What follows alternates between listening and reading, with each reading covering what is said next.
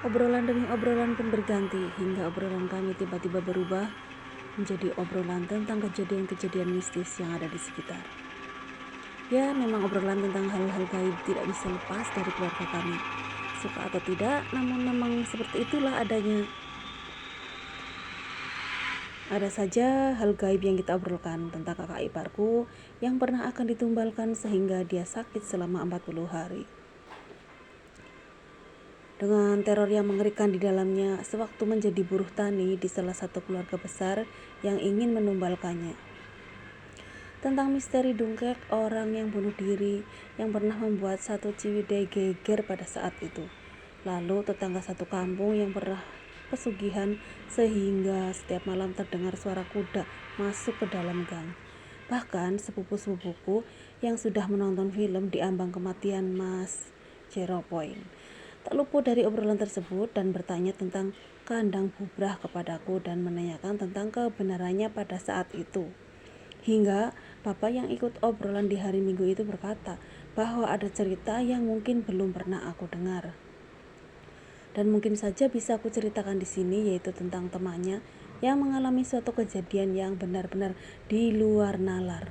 Tentang kematian istrinya yang merupakan penari jaipong, dia memutuskan untuk menggantung dirinya sendiri di dapur rumahnya. Dan kematiannya kini menghantui warga sekitar. Bisa kalian bayangkan ketika ada seorang penari yang sudah meninggal muncul di depan kalian, melenggak-lenggok di depan kalian, namun dengan mata yang melotot, lidah yang menjulur keluar, juga bekas tali yang menghitam dengan darah yang masih mengucur di lehernya pada saat itu. Dia muncul dan meneror warga di sekitar sana karena penyebab bunuh diri yang terjadi kepadanya bukan tanpa sebab, tapi ada sesuatu yang lain dan lebih gelap dan menyeramkan sehingga dirinya tidak bisa meninggal dengan tenang, sehingga butuh banyak sekali proses untuk memurnikan jiwanya. Bahkan para warga harus menyibak misteri gelap itu dengan bantuan bapak yang tinggal di kampung sebelah. Bapak ketika masih muda memang terkenal sebagai orang yang bisa, bahkan mungkin mempunyai keilmuan yang diturunkan oleh kakek secara tidak langsung. Meskipun bapak tidak mempelajari hal itu dan lebih memilih bergabung dengan kemiliteran bersama pamannya pada saat itu. Tapi tetap saja dia pernah beberapa kali membantu hal-hal yang menurutnya di luar nalar dan hanya bisa yang mampu menyelesaikannya. Salah satunya tentang kisah ini, namun kalau kita bertanya kondisinya di umur yang sekarang, bapak sudah tidak bisa lagi memakai keilmuan itu. Semuanya sudah dilepas semenjak bertemu dengan ibu dan menikah hingga saat ini. Dia sengaja melakukan hal itu karena ibu berasal dari keluarga dengan basic agama yang kuat. Sehingga apa yang dialami oleh bapak hanya menjadi cerita yang menemaniku dan kakak-kakakku sewaktu mereka kecil.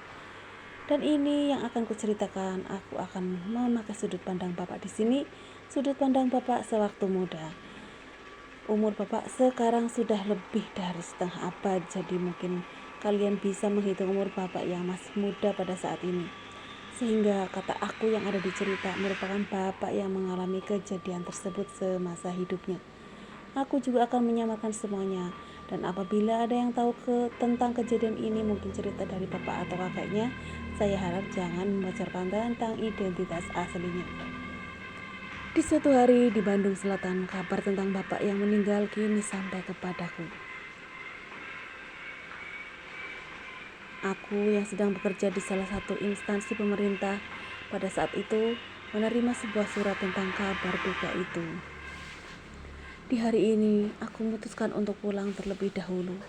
Sebuah perjalanan panjang dari utara Pulau Jawa ke tempat tinggalku yang ada di selatan Pulau Jawa.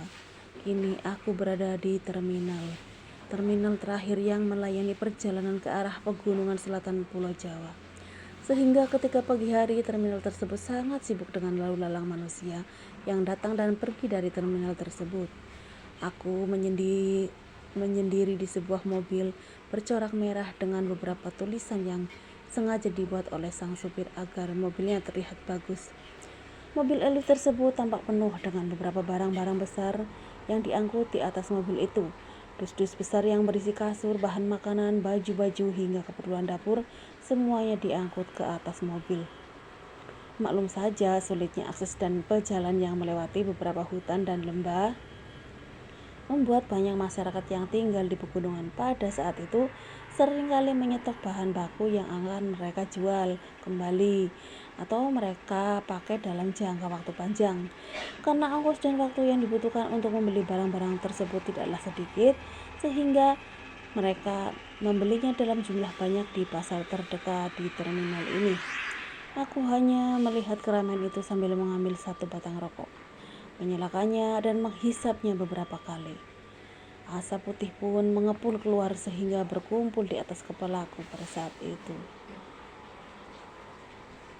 Hanya rokoklah yang menjadi penenang bagiku pada saat itu, karena lelah kehilangan orang tua yang membesarkanku di sana. Aku terus-menerus menghisap rokok itu sambil melihat kondisi sekitar. Hingga tak lama kemudian, pundakku ditepuk dari belakang. Sontak aku berbalik dan melihat seseorang berdiri di sana dengan senyumnya yang hangat. "Ajab," tanyaku kepada saat itu. "Aku Dudi, kakak kelasmu yang lulus 2 tahun lalu daripada kamu," katanya sambil tersenyum. Orang tersebut tampak tersenyum ramah dengan baju kemeja yang terlihat baru, juga celana jeans panjang berwarna biru tua, serta kacamata hitam yang besar. Hal itu tentu saja membuatku bertanya-tanya tentang orang yang kini berada di depanku pada saat itu. "Bentar-bentar, Dudi yang mana ya?" kataku heran. "Oh maaf, kayaknya kalau aku pakai kacamata pasti sudah susah buat mengenalinya," katanya sambil membuka kacamata besarnya. Terlihat sebuah garis tipis bekas luka di bawah matanya. Ketika aku melihat hal itu, aku dengan jelas mengenalinya, karena itu adalah luka yang pernah aku buat ketika terjadi perkelahian. Ketika berada di sekolah sewaktu kecil, Dudi langsung mengangkat tangannya. Dia memperlihatkan bekas luka itu sekali lagi sambil tersenyum. Dia yang awalnya adalah preman sekolah, kini menjadi penuh dengan akan senyuman. Mungkin karena kini sudah menikah sehingga dirinya yang menjadi seorang suami memaksa dirinya untuk kembali ke Jakarta. Dia berkata bahwa dia kini kerja di salah satu pabrik di kota. Baru 1 minggu dia bekerja. Setelah hampir beberapa bulan keluar dari kampung dan luntang-lantung mencari pekerjaan, dia sekarang pulang membawa kabar baik untuk istrinya di rumah karena istrinya sedang berada di kampung. Aku dan Dudi akhirnya mengobrol banyak. Dudi lebih banyak bercerita tentang dirinya yang mulai belajar secara dewasa setelah menikah dan mempunyai kerjaan di kota. Dia juga berkata menyesal menjadi preman sekolah karena ketika dewasa hal itu tidak berguna baginya. Tak lama obrolan kita pada saat itu terhenti, tepat ketika kenek mobil yang kita naiki memanggil kita berdua untuk segera naik untuk melanjutkan perjalanan ke kampung halaman kita masing-masing. Brum, mobil akhirnya berjalan dengan muatan sebegitu banyaknya. Mobil tersebut melaju dengan sangat pelan, melewati jalanan yang berbatu tebal dan tanjakan yang terjal serta curam, yang membuat mobil pun beberapa kali miring dan hampir terguling. Namun dengan keahlian sang sopir, mobil tersebut bisa melibas jalanan yang berbatu tersebut.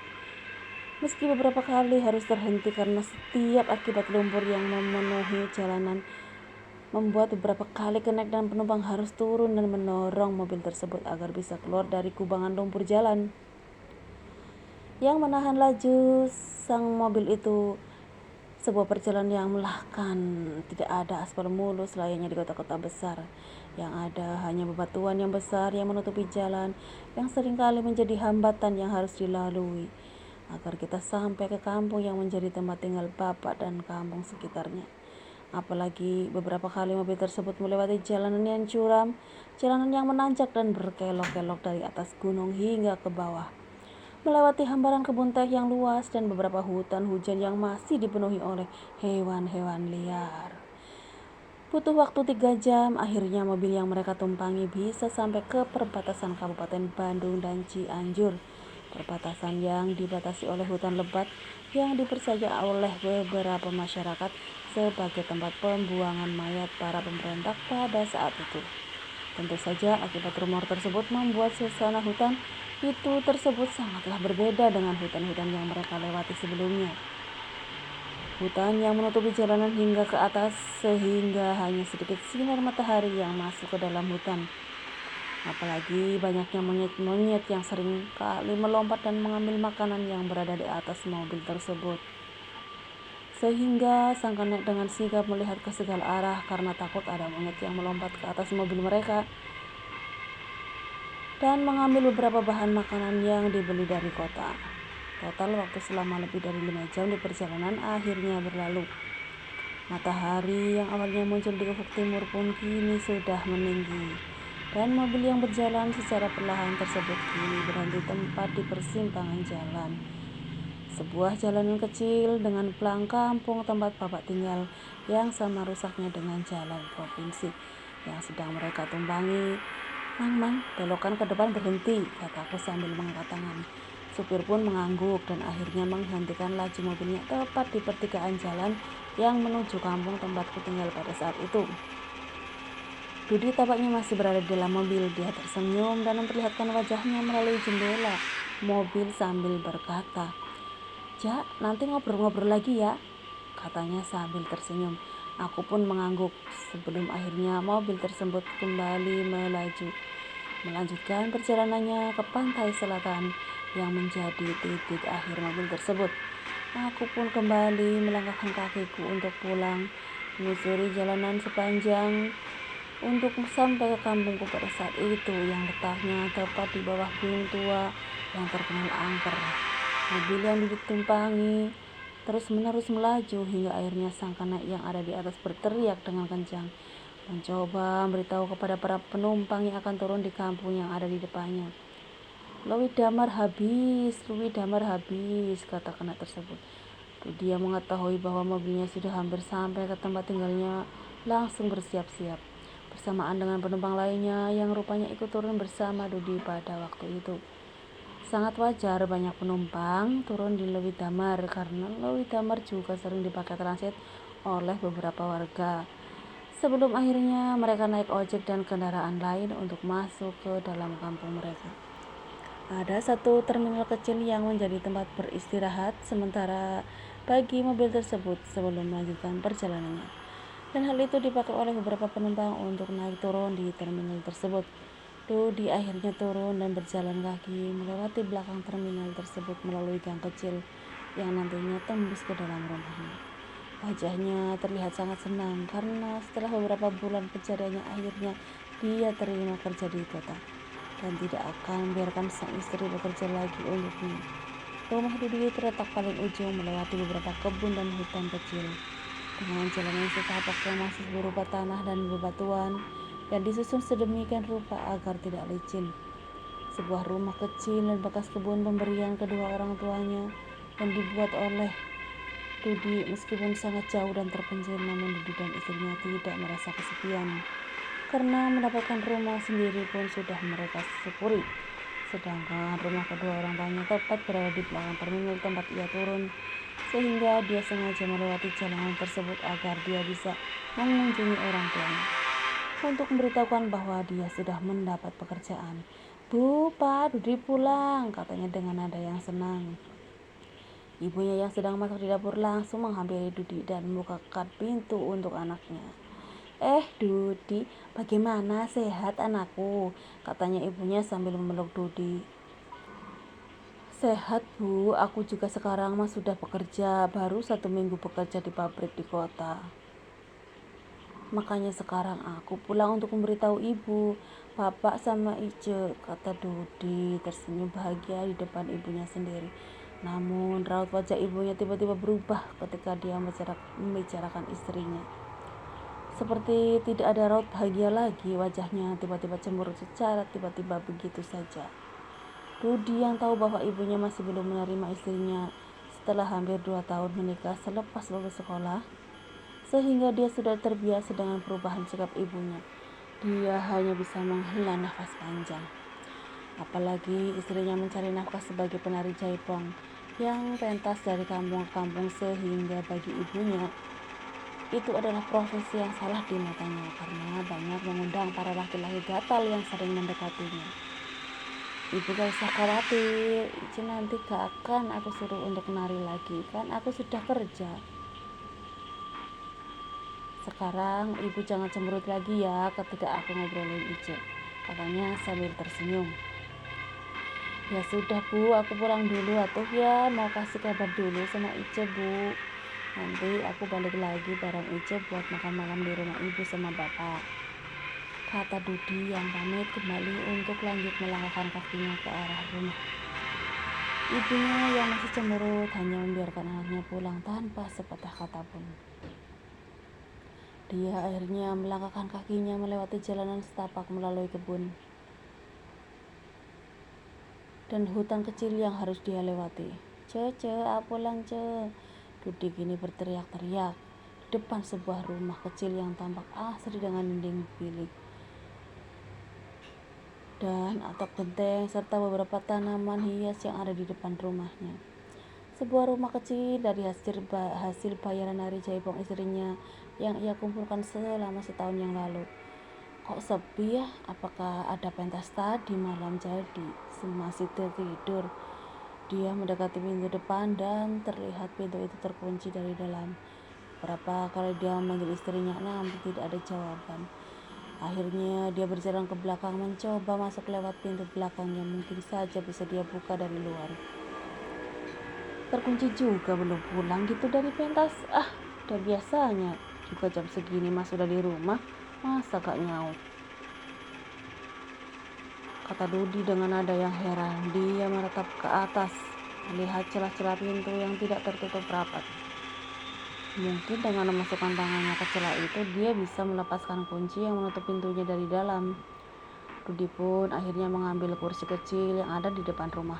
Dia simpan di dekat pintu belakang dan dia naik ke atas kursi tersebut. Namun tak lama ketika dia melihat ke dalam dari celah-celah pintu itu, tiba-tiba Dudi terjatuh bersama kursi yang dia pijak. Bruk, wajahnya tiba-tiba pucat dan tidak percaya dengan apa yang dilihatnya. Tubuhnya tiba-tiba bergetar dengan hebat. Raut wajahnya yang senang awalnya tiba-tiba berubah. Bahkan kini air matanya tiba-tiba muncul dan menetes ke tanah. Karena tepat ketika dia melihat ke sela-sela dapur, dia melihat istrinya menggantung dengan tali di leher dalam keadaan yang tidak bernyawa pada saat itu. Ice, kenapa kamu gantung diri di dapur, Ice? Katanya dengan nada yang sedih. Dudi yang awalnya hatinya senang karena akan memberikan kabar gembira kepada istrinya yang sudah seminggu diterima kerja sebagai salah satu karyawan pabrik di kota. Pekerjaan yang sudah dia idam-idamkan selama 2 tahun pernikahannya dengan istrinya yang cantik jelita. Secara mengejutkan harus kandas dan menerima keadaan istrinya yang menggantung dirinya dengan tali tambang bekas jemuran.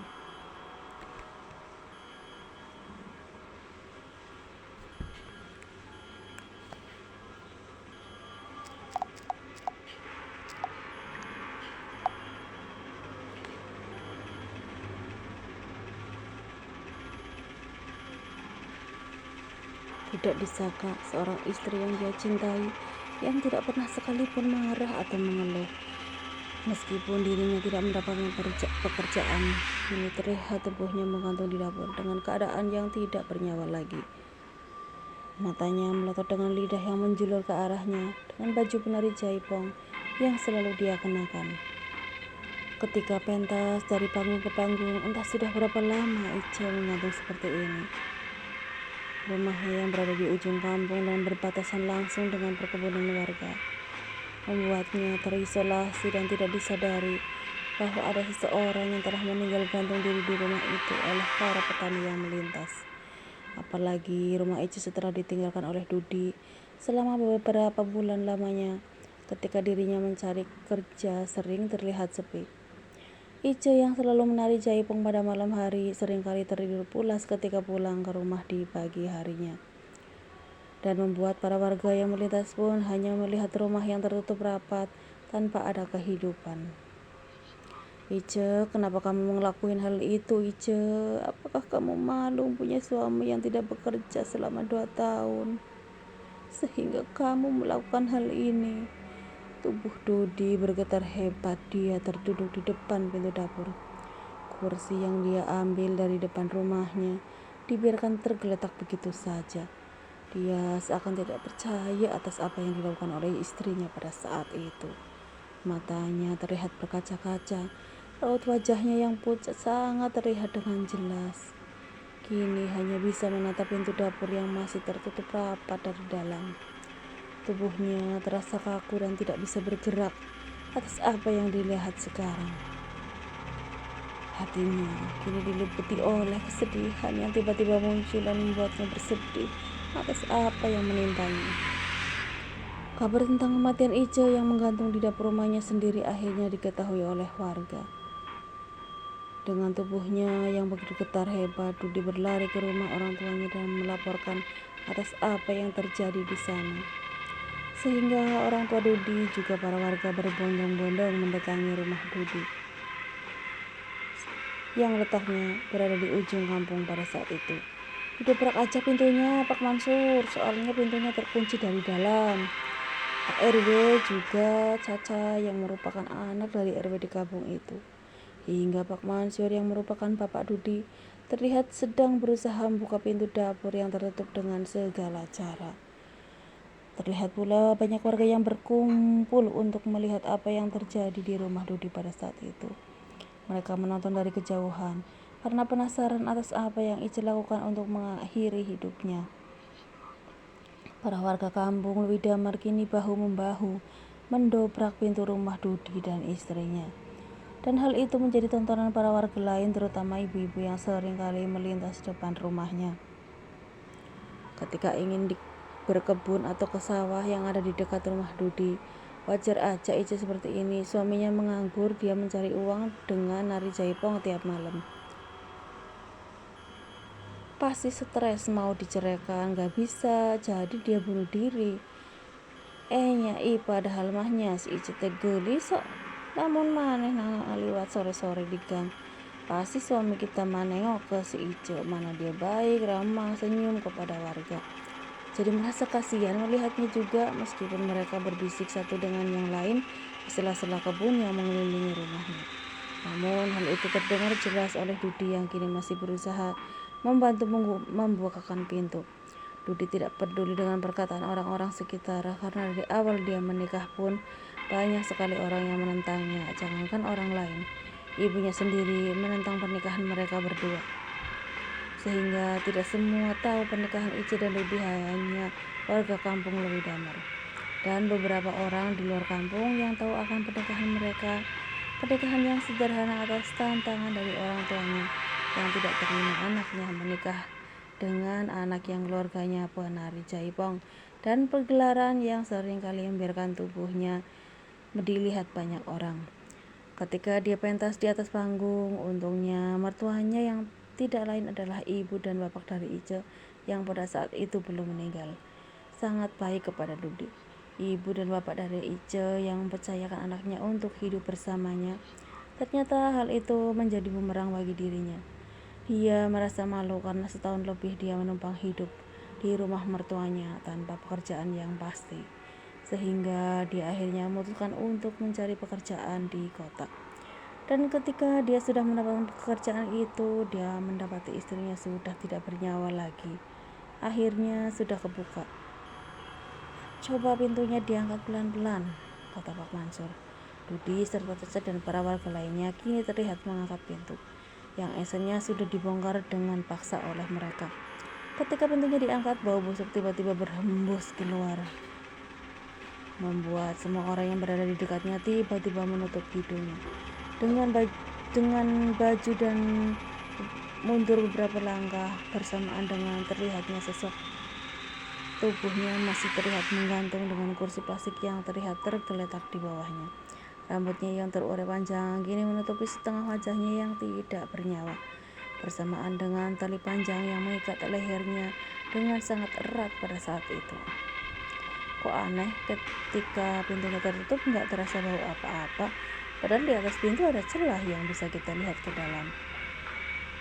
kata Caca yang tiba-tiba menutup hidungnya. Sekarang tutup mayat Ice dulu, jangan sampai banyak warga yang lihat, kata Pak RW yang langsung menyuruh Caca mengambil spray yang ada di kamar untuk menutup tubuh Ice yang masih menggantung di sana. Dudi yang mendengar apa yang dikatakan Pak RW pun langsung ikut mencari spray ke dalam rumah bersamaan dengan Caca. Tak lama dia kembali datang dengan spray bergambar kartun kesukaan istrinya, yang selalu dia pakai untuk menutup kasur yang mereka punya semenjak menikah.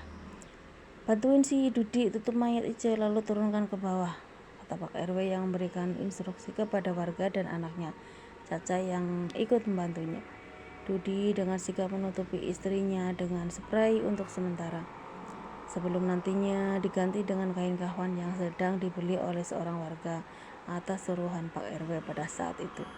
Terlihat wajah Dudi tampak tidak karuan, hatinya hancur sehancur-hancurnya. Melihat seorang yang dicintainya harus menjadi tontonan warga dalam kondisi yang tidak bernyawa.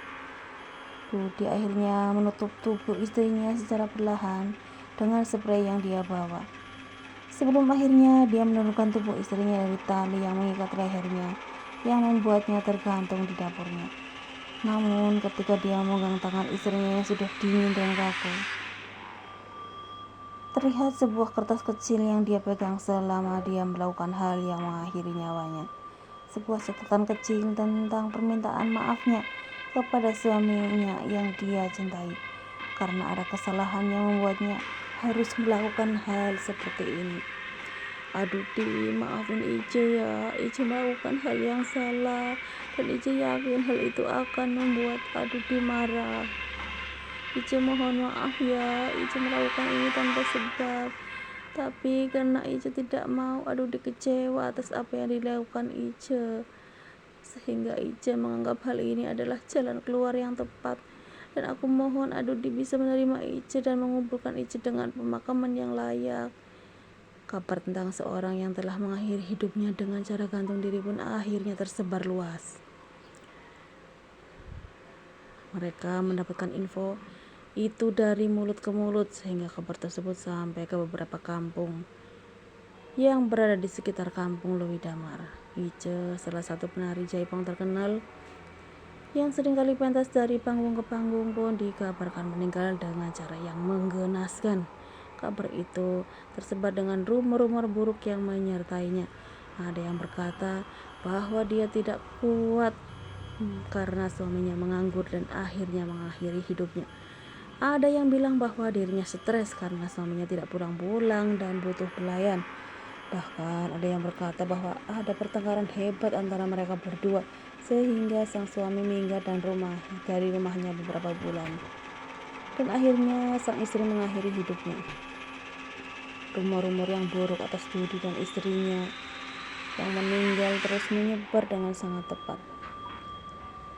Bahkan hal itu sampai ke kampung sebelah, kampung yang hanya terpisah oleh sawah yang luas sebagai pembatasnya.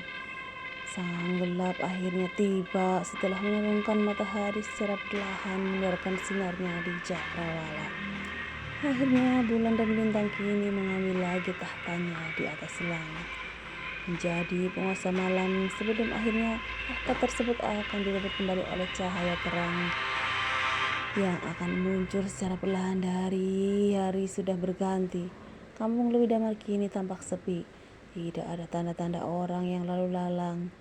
Yang ada hanya nyala lampu-lampu minyak yang menggantung depan rumah-rumah mereka yang tampak kosong. Para warga kampung Lewi Damar sudah 2 hari ini enggan keluar rumah ketika malam tiba.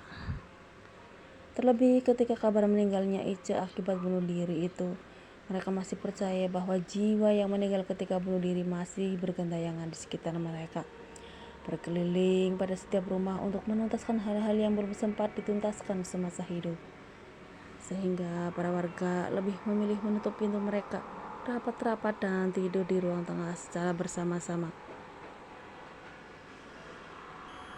karena takut akan apa yang terjadi kepada mereka ketika malam tiba. Rumah Dudi dan Ice kini tampak kosong. Pintu yang dibongkar paksa oleh Caca, Pak Mansur dan dirinya dibiarkan begitu saja dan belum diperbaiki hingga saat ini.